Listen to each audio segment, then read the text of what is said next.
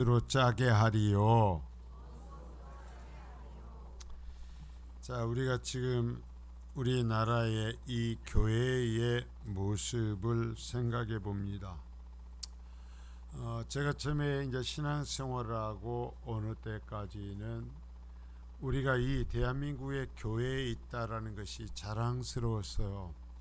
전 세계적으로 우리 대한민국의 교회 하면 긍지를 가질 수가 있었지만 요즘은 도대체가 그럴 수가 없어요.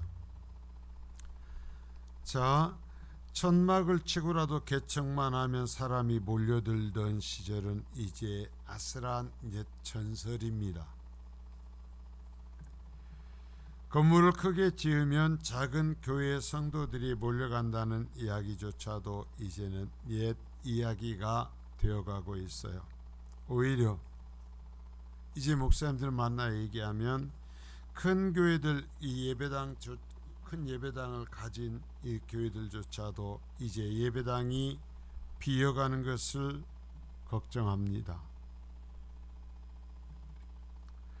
주 5일째가 뿌리 내리면서 교회는 예배를 드리지 않고 여행을 떠난 성도들 때문에 골머리를 앓아요. 참 우리 교회는 그런 것이 없어서 참 감사한데요. 도시의 교회들은 이것을 아주 골머리를 앓아요. 그런데 이제는 4.5일째 한답니다. 금요일 날 오전만 근무를 한대요. 이제 제주도에서부터 시작이 되는데요. 여러분들도 금방 그럴 것 같아요. 그러니까 그 4.5일제라면서 제주도에 있는 공무원들의 얘기하니까 좋다 이거야. 좋아가지고 이제 금요일서부터 가족과 여행을 가고 그런 시간을 보내겠다 하는 것을 보면서 복잡한 생각이 들었어요. 그런데 더 걱정인 것은 해마다 교회 성도가 급격하게 줄어든다라는 거죠. 특별히 우리와 같이 농촌에 있는 교회 성도의 숫자는 상상조차 할 수 없을 정도로 줄어들어요. 예를 들어서 제가 처음에 만경에 왔을 때만 해도 만경 초등학교 학생 숫자가 거의 400명에 달했어요. 지금 몇 명이요? 주변에 있는 학교들을 폐교시키고 차로 실어와서 한 50명? 10분의 1로 줄은 겁니다. 10분의 1로 줄었어요. 20년이 채 안 됐거든요. 전 세계에서 가장 노령화가 빠르게 진행이 되면서 교회도 노령화되고 자연 감소해요. 인구가 그렇게 줄어버려요. 자, 이제 이 시골에 있는 교회들 뿐만 아니라 도시의 교회도 현상을 유지하면 특이한 교회라고 얘기해요. 희한한 교회가 됐어요. 그러나 그보다 더 무서운 것은 교회 안에 젊은이들이 사라지고 주일학교가 없어지고 있다라는 거예요. 제가 우리 전북 선호의 교사들 강습회를 하고 나서 물어봤어요. 그러니까 얼마나 교사가 모였냐 그랬더니 이번에 얼마쯤 모였다고요? 몇 명쯤 됐던 것 같아요? 40명 50명? 교사가 온 교회가 손에 꼽을 정도밖에 안 돼요.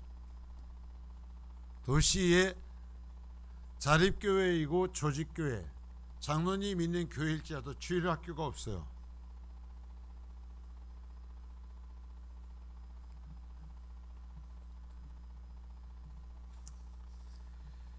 더 나아가 우리가 고민할 것은 숫자의 감소뿐만 아니라 그 영향력의 감소죠. 3.1운동 당시 기독교인의 비율은 우리나라의 3% 이하였어요. 그러나 3.1운동 지도자 34명 중 16인이 거의 반이 기독교인이었을 만큼 그 영향력은 대단했어요. 사실 이전에 교회를 다닌다는 것은 신뢰할 수 있는 사람이라는 말과도 통했어요. 그러나 이제는 교회를 다닌다고 하면 믿을 수 없는 사람의 상징처럼 되어버렸죠. 아무리 무슨 소리냐고 아니라고 하고 싶어도 내가 예수 믿는 사람입니다, 내가 그리스도입니다 얘기할 때 세상 사람들이 아 그래요? 그러면 내가 믿어주죠 하느냐 이거예요. 이기적이고 사회 고통을 외면하는 교회, 그리고 세상의 사람들인 자신들보다도 못한 사람들이라는 것이 지금의 교회에 대한 평가죠. 세상의 불의한 권세들이 가장 이용하기 좋은 대상이 교회예요. 저는 이게 우리 조국의 교회를 보면서 너무나 안타까운 거예요. 그 악하고 불의한 자들이 그 더러운 조그마한 이익을 주면서 교회를 저희들 멋대로 이용해 먹어요. 근데 그걸 따라가요. 나에게 아주 작은 이득이 될 수 있다면 그들이 윤리적인지 아닌지 공의의 편인지 아닌지 별 관심이 없어요. 내게 조그마한 이익이 있으면 좋다는 거예요.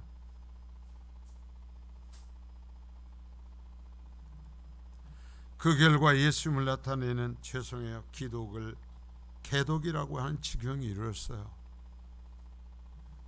그리스도인들의 거룩하지 못한 삶이 하나님의 영광을 무너뜨렸고 예수님의 이름을 더할 나위 없이 더럽히고 있어요. 세상이 예수님의 이름을 더럽히는 것이 아니라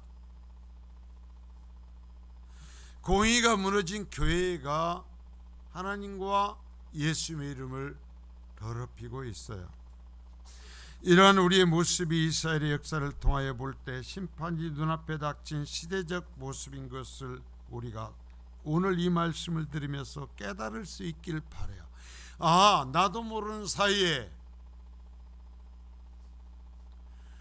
밑에 불 속에서 지금 불을 떼고 있음에도 불구하고 그걸 모르고 조금씩 따뜻해지는 물 속에 앉아서 삶아지는 개구리처럼 항상 그랬어요 하면서 영적인 거룩함과 순결함을 이루면서도 그것을 알지 못하는 상태 우리가 빠지지 않기를 바라는 것입니다. 교회는 교회여야 되는 거예요. 그리스도인은 그리스도인이어야 되는 거예요. 여러분 제발 세상이 다 저리 가도 그 길이 진리의 길이 아니면 우리는 혼자라도 이 바른 길을 가야 되는 거예요. 이 세상에서 과연 그리스도인이라는 것은 뭘까? 그리스도인으로 산다라는 것은 도대체 무엇일까?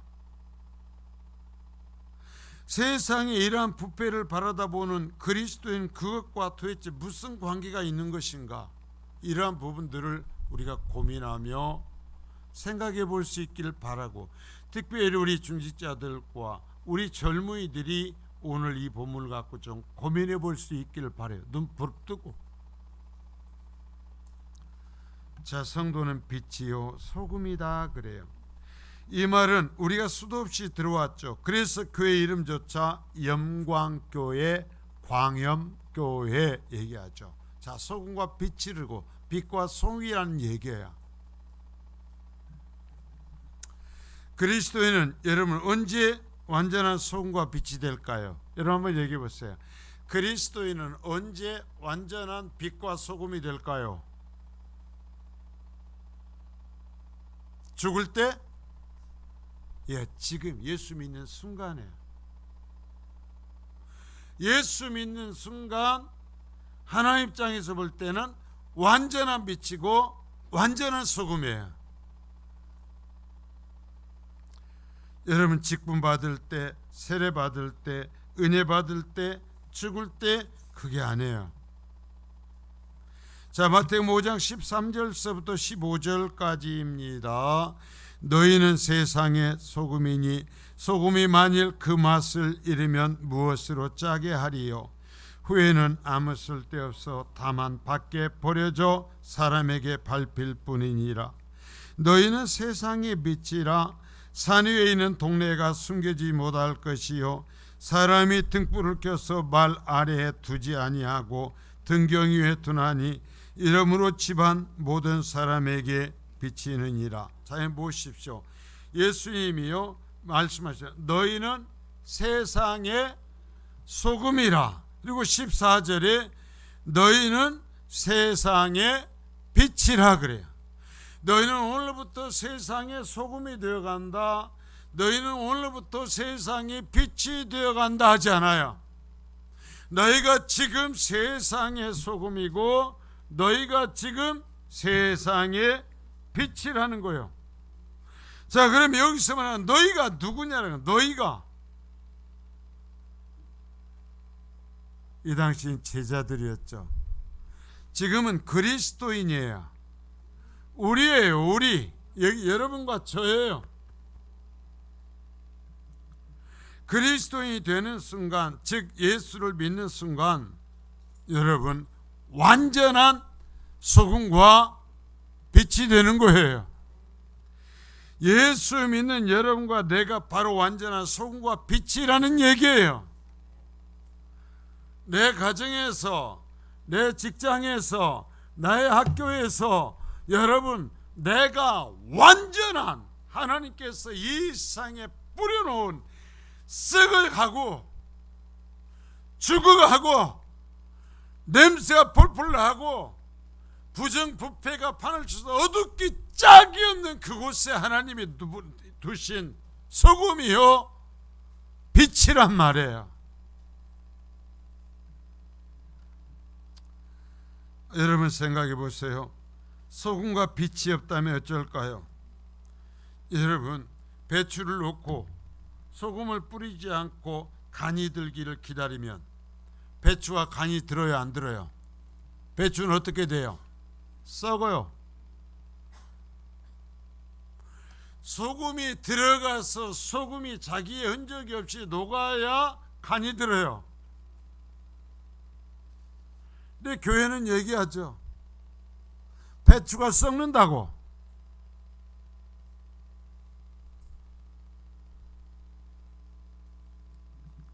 생선은 여러분 시간이 지나면 썩게 되어 있어요. 음식은 소금이 없이 스스로 맛을 내지 못해요. 빛이 없으면 모든 것은 본질적으로 어둠이에요. 여러분 빛이 없으면 어둠이에요. 여러분의 직장은 여러분이 없으면 어둠이에요. 죄악 속에 있어요. 여러분의 학교는 여러분이 없으면 어둠이에요. 죄악 자체예요. 하나님의 말씀에 따라서 볼 때 오직 빛 아래에서만 그 모양과 색채가 드러나는 거예요. 그런데 생각해 보십시오. 소금이 곁에 서서 배추를 향하여 간이 들지 않는다고, 저거 썩는다고. 생선을 향하여 변질되어서 냄새가 풀풀 난다고 얘기한다면 여러분 생선과 배추의 탓이에요? 소금의 탓이에요? 그건 소금의 탓이에요.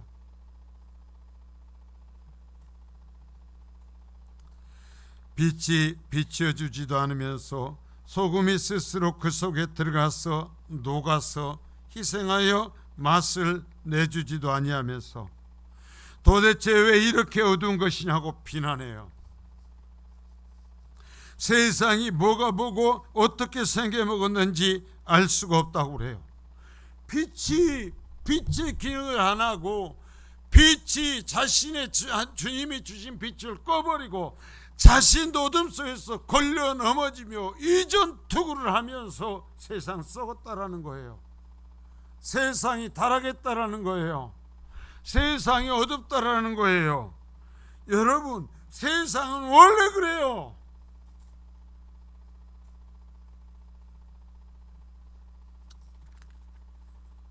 예수님은 그렇게 말씀하시지 않아요.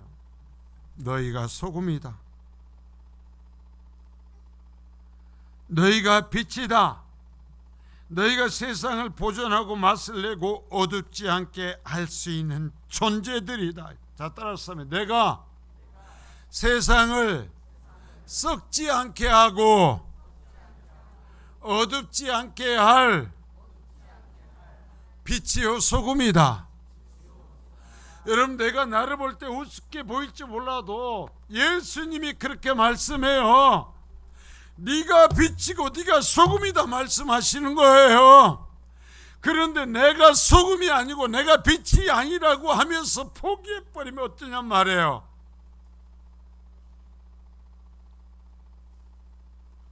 내가 다시 빛이 되어서 여러분 세상을 밝히기 시작해야 돼요. 여러분, 내가 소금이 되어서 맛을 내기 시작해야 돼요. 내가 녹아지기 시작해야 돼요.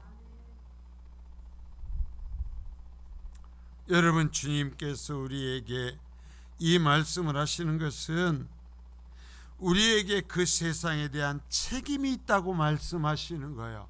여러분, 세상에 대한 책임이 저와 여러분에게 있어요. 참 힘들어요. 제가 알아요. 참 제가 여러분들에게도 모진 말을 하지만 제가 눈치 없이 목사님들에게도 모진 말을 합니다. 진짜 모진 말을 합니다.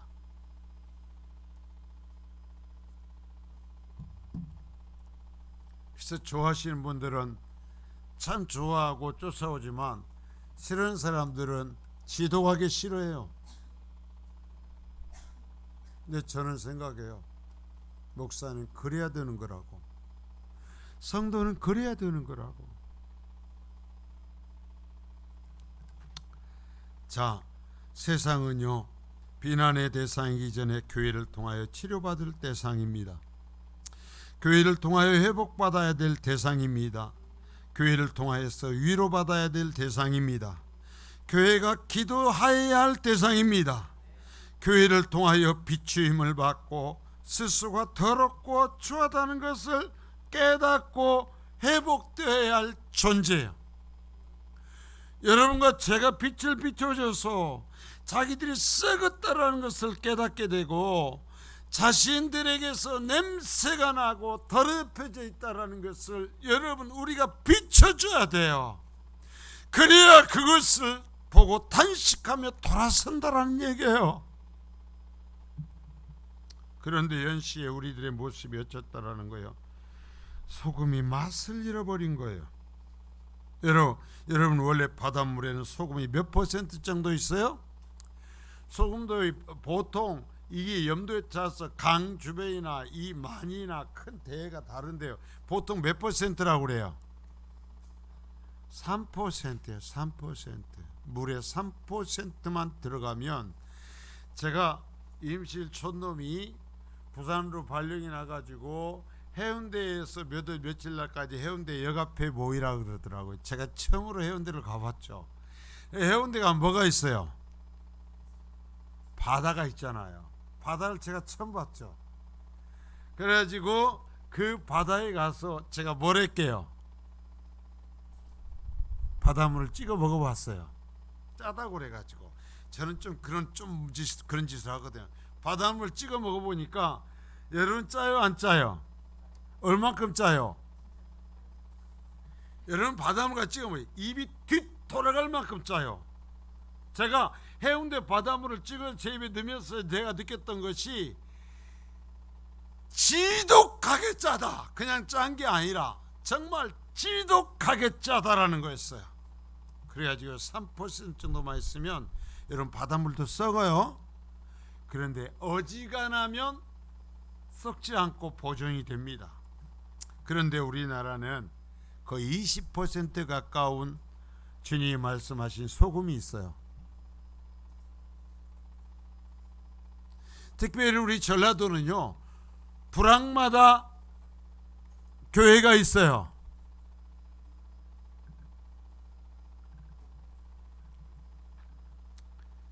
그런데 어때요? 3%만 소금이 있으면 바닷물이 안 썩고 정말 입이 뒤져질 만큼 짠데 안 썩어요? 세상에 안 썩고 있어요? 여러분, 세상이 썩는 건 교회 탓이란 말이에요. 교회가 맛이 없어져 버린 거예요. 교회가 스스로 녹지 않는 거예요. 그토록 빛들이 휘황찬란하게 존재하여도, 자, 말, 여기에서 말, 빛들인데 말이 뭐예요? 타고 다니는 말이에요? 되박이에요. 되박. 우리 애들은 말이 뭐라고 몰라. 되박이에요. 되박. 이 그러니 되박도 또 뭔 말인지 모르지. 참 어렵네. 이게 뭐냐면 곡식을 그리고서 여기서 이 다는 부피가 얼마씩인지 이 담아가지고 측량하는 이 조그마한 아주 밥그릇 같은 것을 호비라고 그랬고, 좀 크면 1리터가 들어가는 이 그릇을 대박이라고 그러고, 그 대박이 요즘 같으면 우리 이제 바켓스 같이 바켓스보다 큰 동그라만 통이 있는데 그게 말이라고 그래. 말. 그래서 말 아래 불을 켜서 두지 않는다라는 말은 그 말이야. 그 말. 자, 우리 어른들은 목사님 세상에 뭐 그런 말은 얘들은 하나도 몰라요. 자, 그런데 자, 빛은 빛인데 교회 안에서 보면 기가 막힌데 세상에만 나가면 말로 덮어놔 버렸다라는 거예요. 그럼 빛이 나가요, 안 나가요? 안 나가죠. 교회 안에서만 빛이지 교회 문을 나서는 순간 똑같이 어둠이 돼버리는 거예요. 소금과 빛으로서 살아가야 한다는 것이 부담스러우니까 아닌 채 버리는 거죠. 나가는 순간 내가 장로라고 하지 않아요. 내가 권사라고 하지 않아요. 여러분, 세상 사람들이 나를 권사로 인정하고 불러야지, 장로로 인정하고 불러야지, 집사로 인정하고 불러야지. 나를 아는 내 직장의 사람들이 못된 짓을 하다가 나를 쳐다보면 못해야지.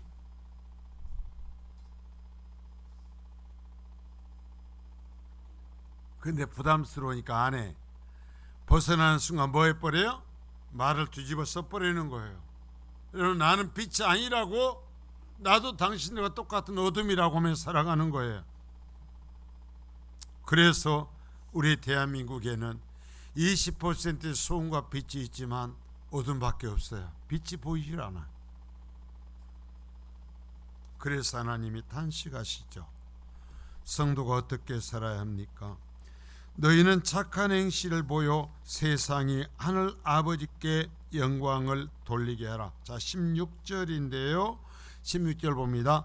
이같이 너희 빛이 사람 앞에 비치게 하여 그들로 너희 착한 행실을 보고 하늘에 계신 너희 아버지께 영광을 돌리게 하라. 자, 말씀을 잘 보세요. 제가 해석을 합니다. 이같이 너희 빛이 사람 앞에 비치게 하라. 그러면 너희 빛은 뭘 너희 빛이라고 그래요? 빛이 뭐예요? 예수님이 말씀하신 빛이 뭐예요?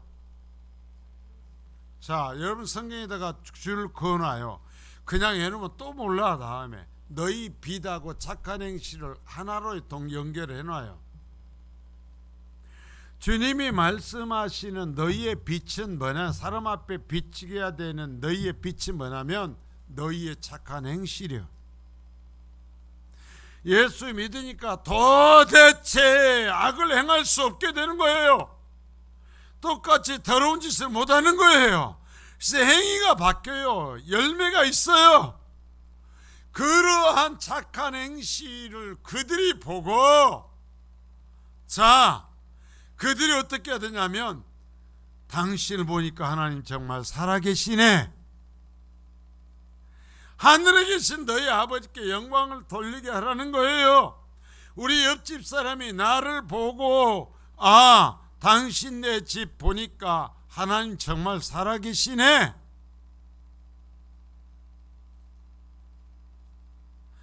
라고 하게 하라는 거예요. 이게 소금의 역할을 하는 것이고 빛의 역할을 하는 거예요. 직장에서도 같이 직장 생활을 하는데 다른 사람이 보고 우리를 지켜보다가 옆에 하는 얘기가, 당신 보니까 진짜 하나님 계시는 거 맞구만, 해야 된다라는 거예요. 학교에서 친구들이 보다가, 야, 나는 참 몰랐는데 너 보니까 하나님 진짜 계시는구나 하고 얘기할 수 있게 살아야 된다라는 거예요. 이게 예수 믿는 거예요, 진짜.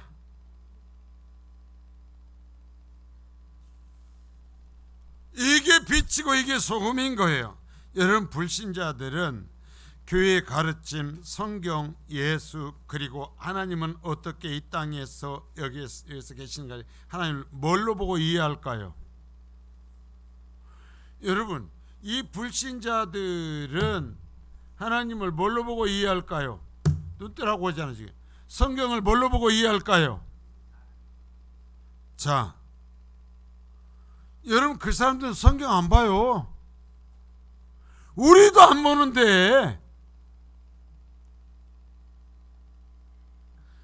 그 사람들이 목사의 얘기, 이 최병환 목사와 설교를 와서 들어요? 설교를 잘하는지 못하는지 몰라요.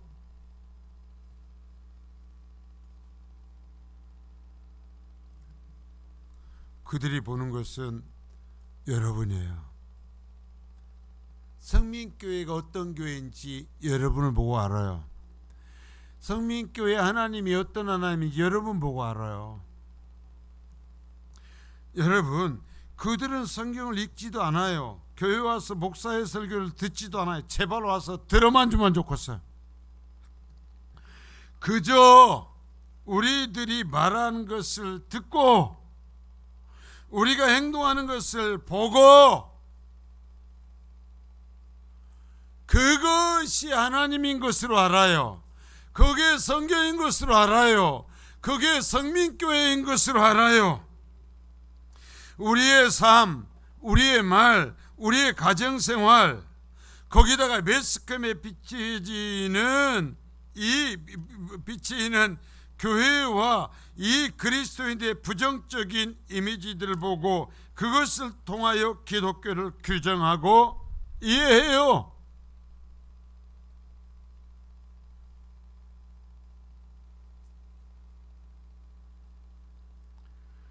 세상 사람들에게는 그것이 우리 교회의 모습이고 그것이 기독교인 줄 알아요. 그것이 성경인 줄 알아요.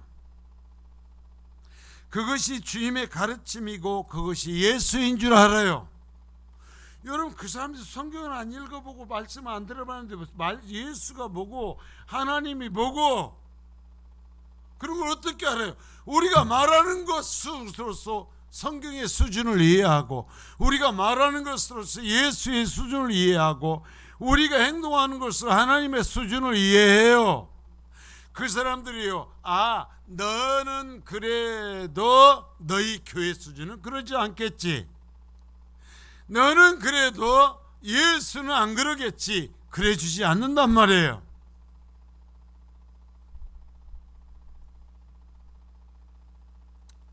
지난 한 주간 내가 어떻게 살았어요? 내가 드러낸 성경, 내가 보여준 예수님, 내가 세상에 보여준 하나님의 모습은 어땠어요?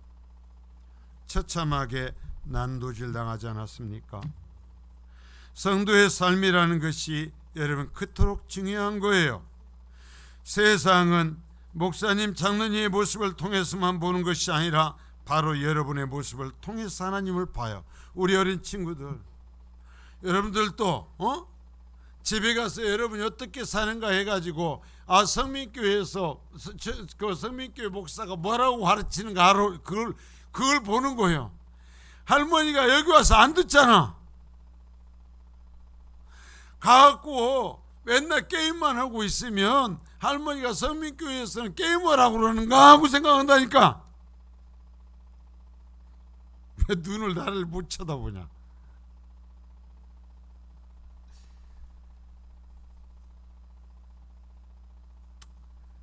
자, 성도는 하나님의 유일한 계시요 기준인 성경의 가르침을 따라야 돼요. 그래서 다시 얘기해요. 자, 그래서 성도는 하나님의 유일한 계시요 기준인 성경의 가르침을 따라야 돼. 내가 뭘 만들어서 이렇게 하고 이 모습대로 살면 결국 하나님을 그렇게 만들고 성경을 그렇게 만드는 거예요. 19절을 봅시다.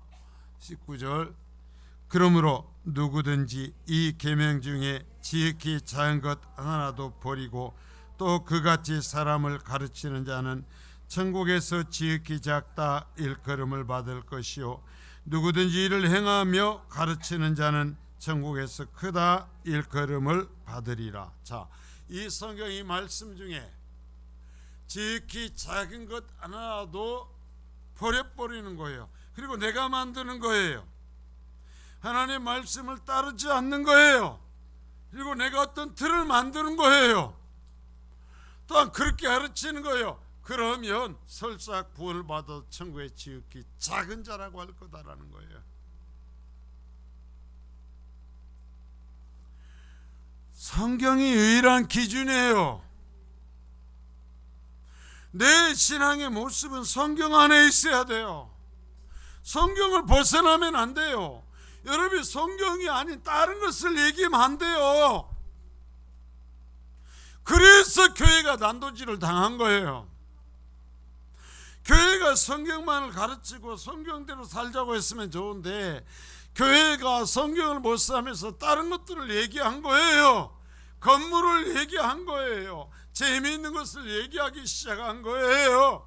세상에 행복한 그러면서 교회 와갖고 뭐 할렐루야 놀렐루야 했었고 하면서 말씀과 상관없는 모습을 만들어버린 거예요.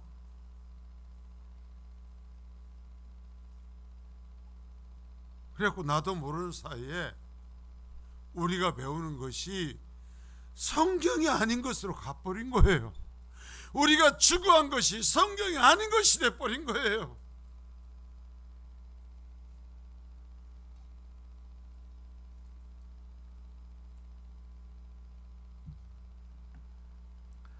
여러분, 그리스도인은 자신이 규격을 만들고 기준을 만드는 사람들이 아니에요.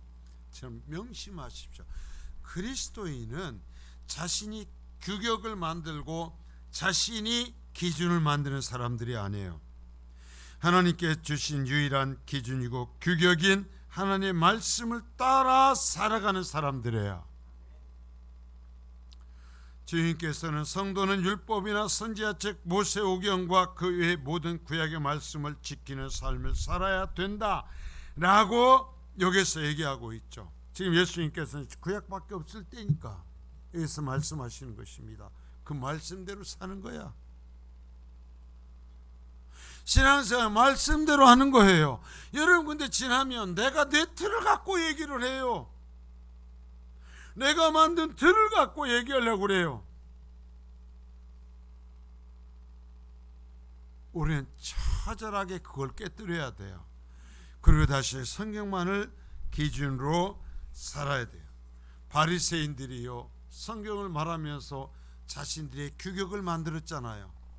자신들의 기준을 만들었잖아요. 그러니까 하나님이 이 세상에 오셔도 잘못됐다라는 거예요.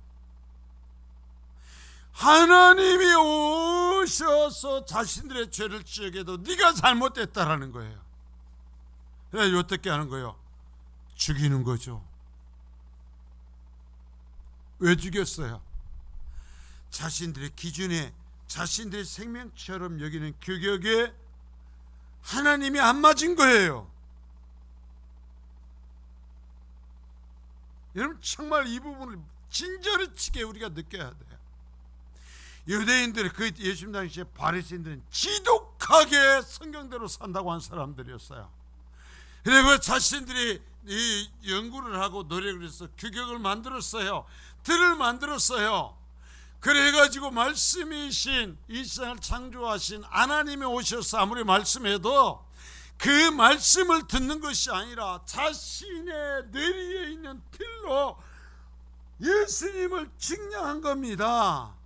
재한 겁니다. 그리고 아니라는 거예요. 그리고 죽인 거예요. 근데 이게 지금도 반복이 돼요.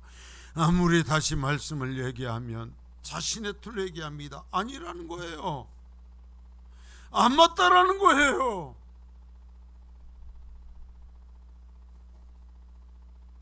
그러면서 우리가 다시 저 바리새인들처럼 될 수 있는 거예요.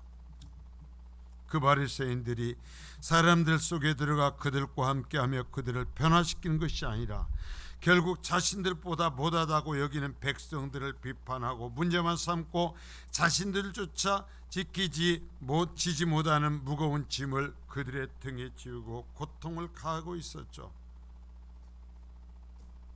자신들이 만든 것만을 이것만이라는 거예요. 선지자들이 와서 하나님 주신 말씀을 아무리 얘기해도 아니라는 거예요. 선지자 하나가 환영을 받지를 못해요. 왜? 이거라는 거예요. 이거.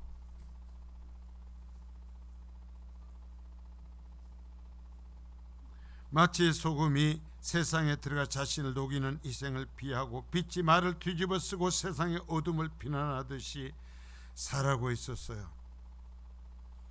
여러분, 진짜 소금은 그저 그 속에 섞여 들어가기만 하면 맛을 내고 상하지 않게 보존하게 되어 있어요.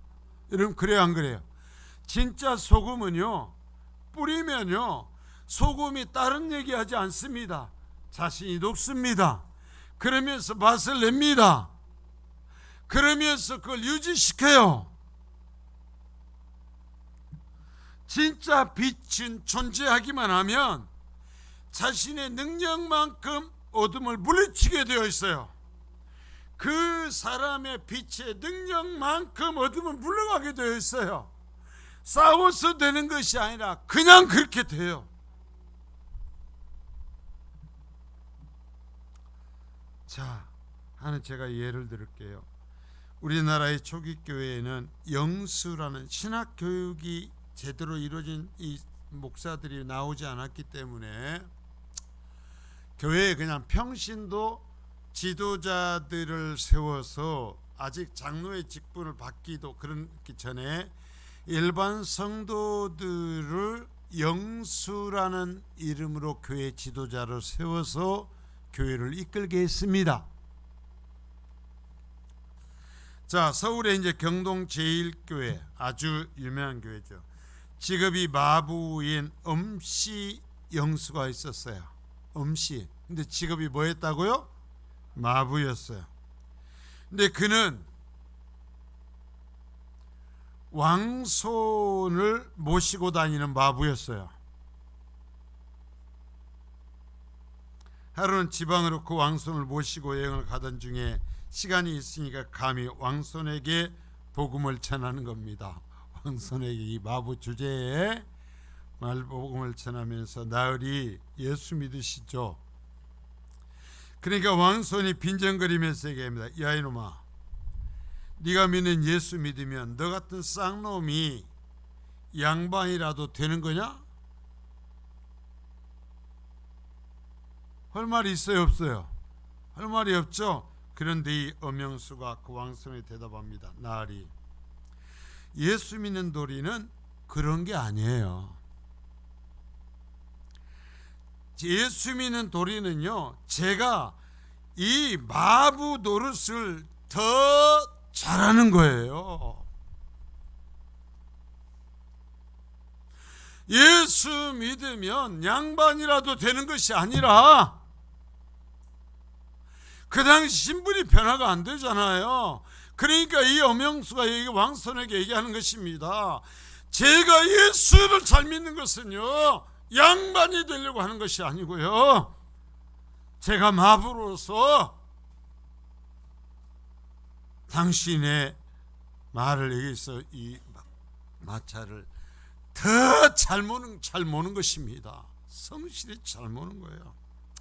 양반이 되느냐 아니냐가 아니라 당신의 마부로서 역할을 더 잘하는 것이 예수를 믿는 도리라고 대답한 거죠. 이 왕손이 엄영수의 전도를 통해 예수 믿게 되었고 그 위에 이 승동교회라는 교회의 목사가 됐다라는 거예요.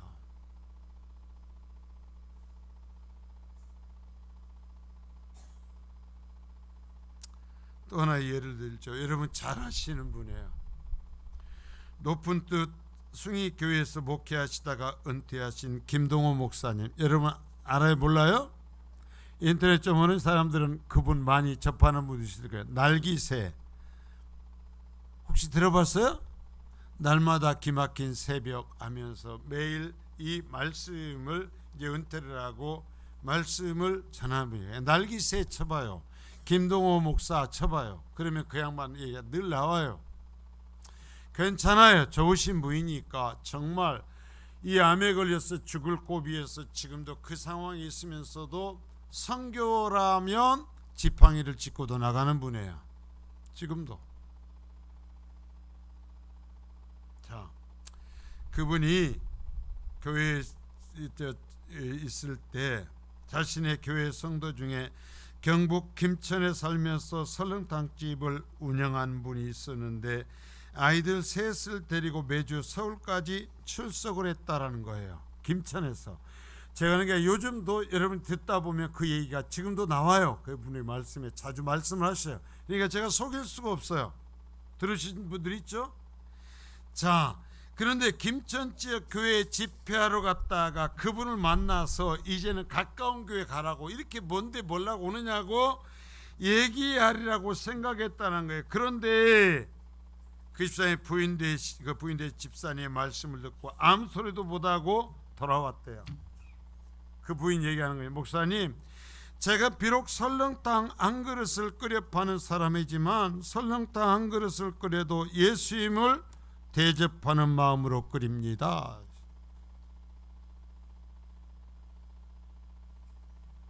설렁탕 한 그릇을 끓여 파는데 예수님 드릴 것을 준비하는 마음으로 설렁탕을 끓여서 판다라는 거예요. 그들은 예수님께 대접에도 부끄러움이 없는 설렁탕을 끓이고 최선을 다하는데 최고의 재료만을 쓴다라는 거죠. 뼈와 고기도 가장 비싸고 좋은 것을 쓰고 김치를 담가도 무, 배추, 고춧가루, 마늘, 생강, 양념까지 모두 제일 좋은 것만 산다라는 거예요. 근데 어느 날 뼈를 끓이는데 거래처에서 뼈를 잘못 보낸지 뽀얀 국물이 아니라 누런 국물이 나오더랍니다.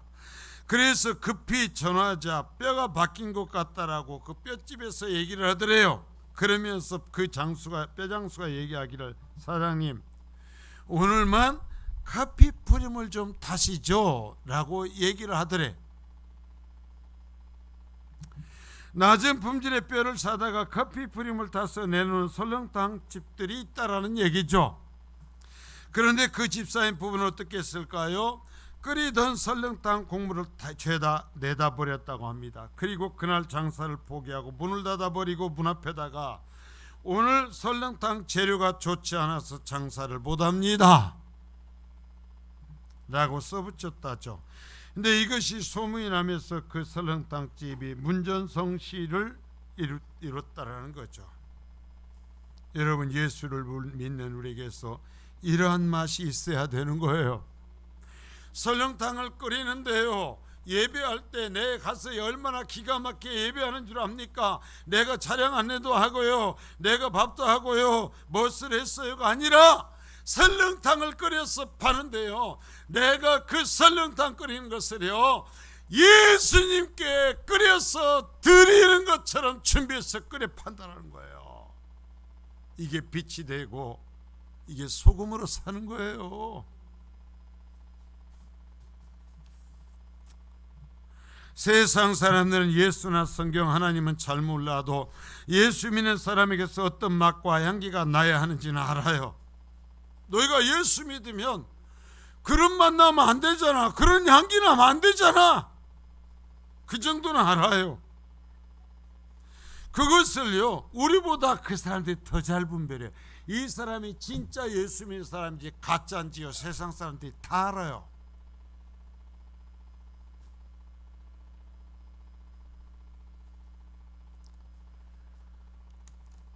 제가 요 성격이요, 눈이 오면 눈꼴을 못 봐요. 눈이 오면 그 사람의 성향을 알 수가 있어요. 새벽 기도를 마치고 동네를 한 바퀴 돌아오면 어떤 사람은 자기 집 앞뿐만 아니라 길까지 눈을 치우는 사람이 있어요. 길까지. 어떤 사람은 그저 자기 마당과 바로 앞 한 1m 정도만 문 앞만 살살살 싣고 들어가죠. 제가 시골에 있을 때부터, 요즘은 눈이 별로 안 오지만 그때는 징하게 눈이 왔어요. 진짜 막. 그래서 전도하는 셈치고 길에 눈 좀 치우자가 아무리 말해도 안 바뀌더만요.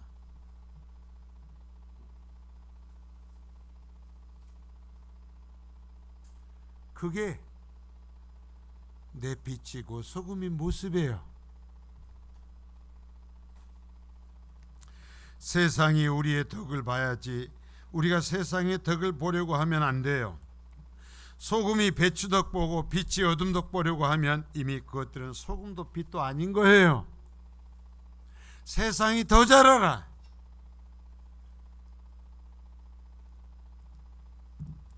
자, 맛을 잃어버린 소금, 말 아래 둔 등불들. 그런 소금이 맛을 잃어버리고 빛이 그 자리를 잃어버리고 말을 뒤집어 쓰고 앉아있으면 어떻게 될까요? 자, 13절입니다. 너희는 세상의 소금이니 소금이 맛을 그 맛을 잃으면 무엇으로 짜게 하리요? 후에는 아무 쓸데없어 다만 밖에 버려져 사람에게 밟힐 뿐이니라. 저는 가슴이 아픈 게 이미 이 땅의 교회는 이 지경을 넘어서 버렸어요.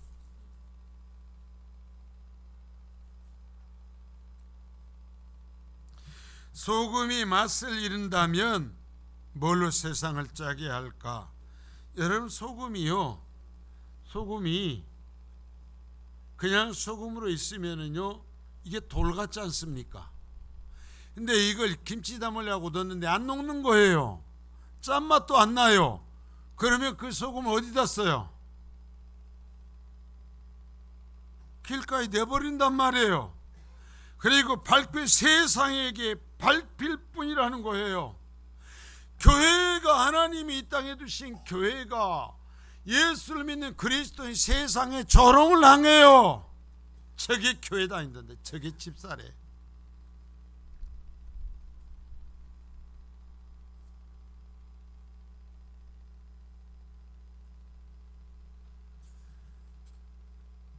등불을 켜서 여러분 말로만 덮어둔다고 보셔. 어둠을 밝혀야 되는데 말로 덮어놨어요. 그러면요 걸리적거리고 화재 위험만 있을 뿐이에요. 그건 꺼버리고 밟아버리는 게 낫어요. 말로 덮어놓은 불이니까 날마다 문제만 생기는 거예요. 교회 안에서만 빛이 돼.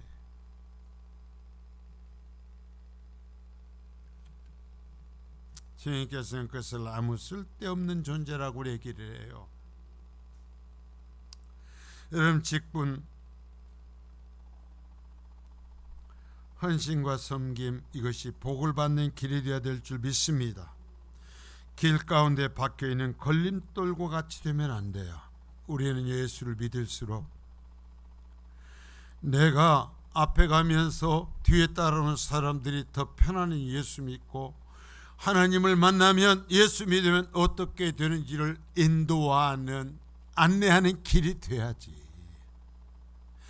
내가 교회의 걸림돌이 되고 내가 교회의 문제거리가 되고 내가 교회의 시험거리가 되면 안 된단 말이야. 어떤 사람들이 그러더라고. 굴러온 돌이 박힌 돌 빼낸다고. 제가 그래서 그렇게 초롱했죠. 얼마나 박힌 돌이 못나게 박혔으면 굴러온 돌한테 맞아갖고 뽑혀나갈까. 돌이 지자리에 완전히 박혀있으면 돌이 굴러온 돌을 어떻게 그 돌을 캐내요. 안 박혀있고 위에 있으니까 굴러온 돌에서 튕겨서 나가지.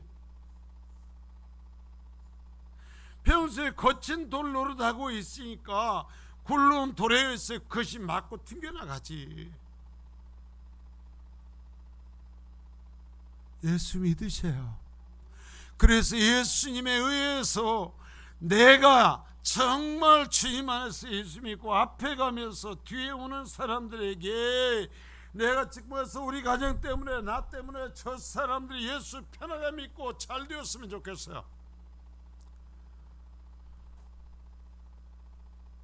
절기가 되면 특별한 식사를 준비하고 좀 하게 하죠. 그러면 직분자들이나 교회 기관의 1,2여전도의 임원들은 그 특별한 어떤 절기 때는 와야지. 생각 안 나요 그게? 이때는 일이 좀 그게 벌어지니까 내가 가야 되겠다는 생각이 안 드냐고. 내가 직분자가 아니라도 나라도 좀 가서 도와주겠다는 생각이 안 드냐고.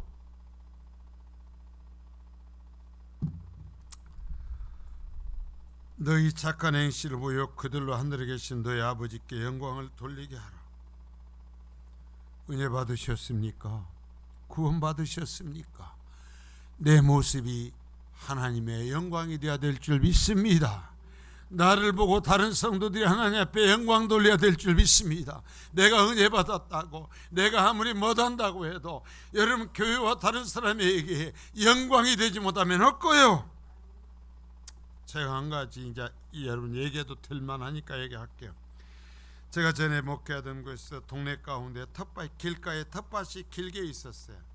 그래도 텃밭인데 밭은 두렁이 텃밭이니까 밭이 좁은 데니까 두렁이 없어. 그냥 고랑만 하면은 나뉘는 거예요. 그런데 이게 이제 나이들이 드니까 이걸 파기가 어려우니까 트랙터나 기계를 갖고 땅을 파고 해마다 고랑을 쳐서 다시 밭을 나눠야 돼. 한 평, 두 평 그 정도씩 이제 나누는데 그 텃밭이 7명이 주인이 있었어. 7명. 두럭이 없단 말이에요. 7명이 주인인데 6명이 우리 교회 교회인이었어요. 어떻게 하냐고?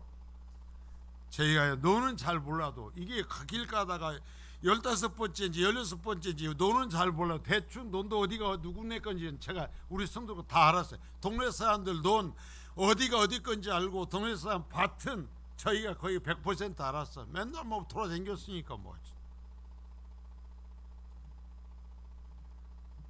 그래갖고 텃밭도 누가 누구 건지 알아. 근데 7개 중에 6토막이 우리 교회 성도인데 그걸 놓고 얼마나 싸움을 해야 되는지 그 텃밭을 가진 남편들이 교회를 다니다 하나도 교회를 안 다녀. 제가 오죽이면 그랬어요.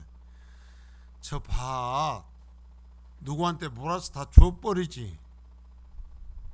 죽어도 안 돼. 그래가지고 그 6명 교회에서도 항상 관계가 안 좋아. 그 텃밭 때문에.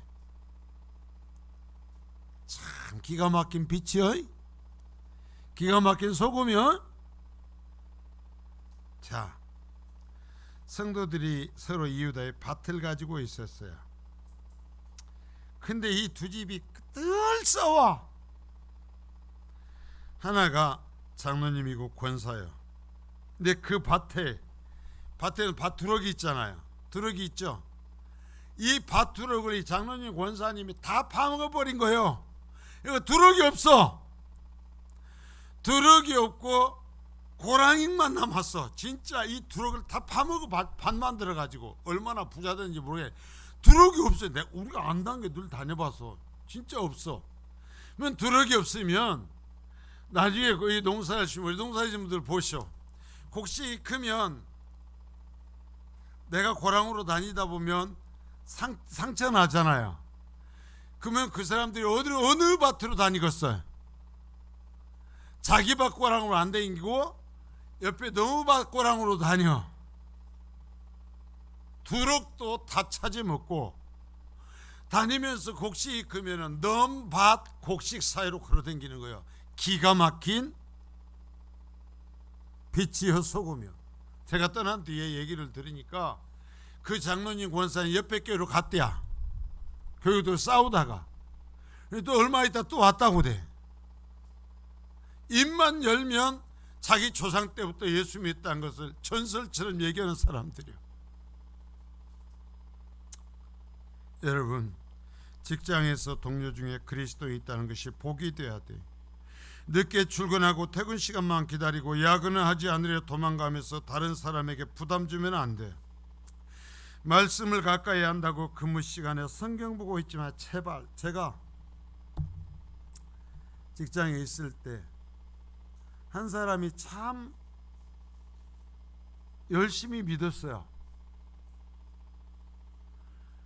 그런데 정말 직원들이 미친 듯이 일을 하거든요. 제가 나와서 봐도 일을 할 때는 그 사람들처럼 미친 듯이 일한 걸 제가 못 본 것 같아요. 미친 듯이 일을 해요. 정신없이. 근데 이 사람은요, 자기가 위암이 걸렸다가 낯선 사람이에요. 근데 그렇다는 이유로서 해가지고 일을 안 해. 전부 다른 사람한테 밀어붙이는 거예요. 그리고 앉아서 성경만 봐. 근무 시간에.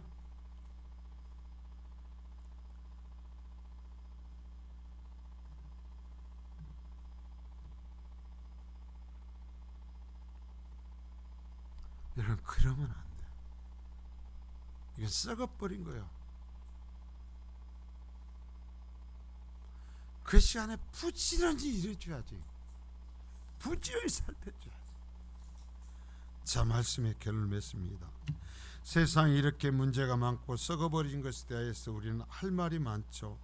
그래서 그 원인을 말하고 비웃기도 하고 욕하기도 합니다. 그러나 말뿐이 아니라 진정으로 하나님이 내게 주신 능력을 바로 인식하고 좀 손해보는 한이 있어도 살아가는 방식을 바꿔서 하나님 법대로 살아갈 수 있기를 바라요.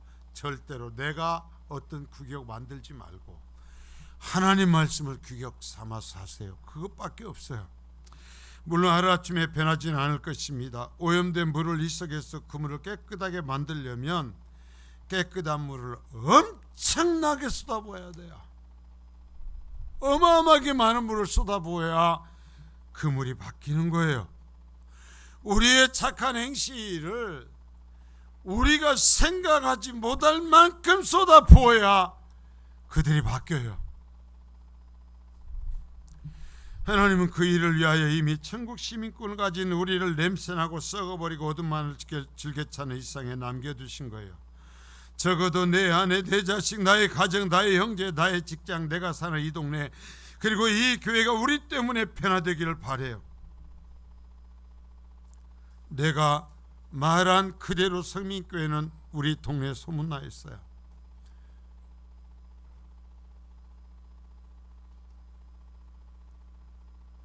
그 사람들 저 와서 본 적이 없다니까. 와서 설교 들어본 적이 없어요. 여러분들이 가서 자랑하면 성민교회는 자랑할 만한 교회가 되고, 여러분들이 우리 성도들을 자랑하면 우리 교회가 성도들이 좋은 성도들이 되는 거예요. 여러분들이 목사의 설교를 듣고 그것을 자랑하면 최병환 목사는 세상에 제법 그럴듯한 목사가 되는 거예요.